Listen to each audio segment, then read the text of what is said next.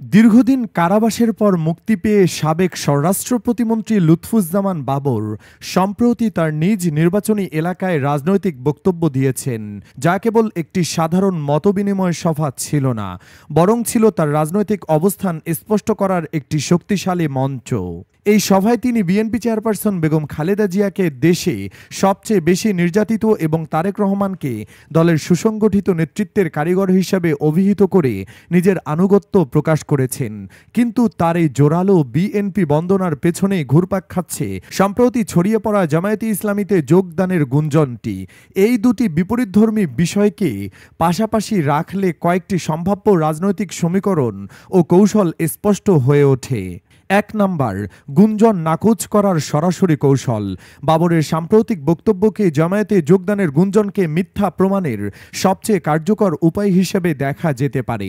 রাজনীতিতে যখন কোনো নেতার দলবদল বা ভিন্ন কোনো শিবিরে যোগদানের গুঞ্জন ওঠে, তখন জনসম্মুখে নিজ দলের শীর্ষ নেতৃত্বের প্রতি আনুগত্য প্রকাশ করা একটি পরীক্ষিত রাজনৈতিক কৌশল। বাবর ঠিক তাই করেছেন। খালেদা জিয়া ও তারেক রহমানের প্রতি পূর্ণ আস্থা ব্যক্ত করার মাধ্যমে তিনি মূলত দুটি বার্তা দিয়েছেন। দলীয় হাইকমান্ডকে তিনি বিএনপির প্রতি অনুগত এবং দলের বাইরে যাওয়ার কোনো পরিকল্পনা তার নেই। কর্মী সমর্থকদের তার রাজনৈতিক পরিচয় নিয়ে যে ধোঁয়াশা তৈরি হয়েছে তা দূর করে তাদের পুনরায় ঐক্যবদ্ধ করা। ২ নাম্বার, রাজনৈতিক পুনর্বাসন ও প্রাসঙ্গিকতা ফিরে পাওয়ার চেষ্টা। প্রায় ১৮ বছর সক্রিয় রাজনীতির বাইরে থাকা যে কোনো নেতার জন্যই নিজের প্রাসঙ্গিকতা ও গুরুত্ব ফিরে পাওয়া একটি বড় চ্যালেঞ্জ। লুৎফুজ্জামান বাবর একসময় বিএনপি জামায়াত জোট সরকারের অন্যতম প্রভাবশালী ব্যক্তি ছিলেন। কারাগারে যাওয়ার পর স্বাভাবিকভাবেই দলে তার প্রভাব ও অবস্থান আগের মতো নেই। এমত অবস্থায় তিনি জোরালো ও আবেগঘন বক্তব্যের মাধ্যমে তিনি আবারও দলের কেন্দ্রবিন্দুতে আসার চেষ্টা করছেন। খালেদা জিয়ার প্রতি নির্যাতন এবং নিজের কারাভোগের কথা উল্লেখ করে তিনি নেতাকর্মীদের সহানুভূতি আদায় এবং নিজের হারানো ভাবমূর্তি পুনরুদ্ধারের একটি প্রয়াস নিয়েছেন। ৩ নাম্বার, কেন জামায়াতে যোগদানের গুঞ্জনটি তৈরি হয়েছিল? এই গুঞ্জনের পেছনেও যৌক্তিক কিছু কারণ রয়েছে, যা বিশ্লেষণ করা জরুরি। ঐতিহাসিক সম্পর্ক। বাবর যে সময় স্বরাষ্ট্র প্রতিমন্ত্রী ছিলেন, তখন বিএনপি জামায়াত জোট ক্ষমতায় ছিল।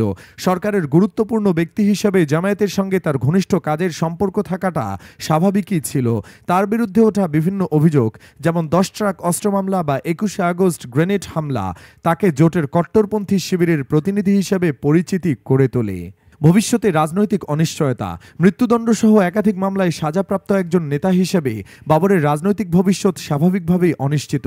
বিএনপি যদি তাকে আগের মতো গুরুত্ব না দেয়, তবে তার জন্য নতুন রাজনৈতিক আশ্রয় খোঁজা অস্বাভাবিক কিছু নয়। এই প্রেক্ষাপট থেকে জামায়াতের মতো একটি সংগঠিত দলের সঙ্গে তার নাম জড়ানো হতে পারে। রাজনৈতিক অপপ্রচার। প্রতিপক্ষ রাজনৈতিক শিবির, এমনকি বিএনপির অভ্যন্তরীণ কোন্দলের কারণেও এই ধরনের গুঞ্জন ছড়ানো হতে পারে, যার উদ্দেশ্য বাবরকে বিতর্কিত করা এবং দলে বিভেদ সৃষ্টি করা। সিদ্ধান্ত। তথ্য অনুযায়ী লুৎফুজ্জামান বাবরের বক্তব্য জামায়াতে যোগদানের গুঞ্জনকে মিথ্যা প্রমাণ করে। তার প্রতিটি বাক্যই ছিল বিএনপি, খালেদা জিয়া এবং তারেক রহমানের প্রতি আনুগত্যের প্রকাশ।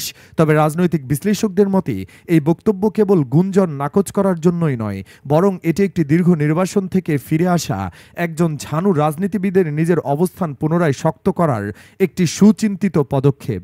তিনি প্রমাণ করতে চাইছেন যে এত নির্যাতন ও কারাভোগের পরও তিনি বিএনপির একজন একনিষ্ঠ সৈনিক।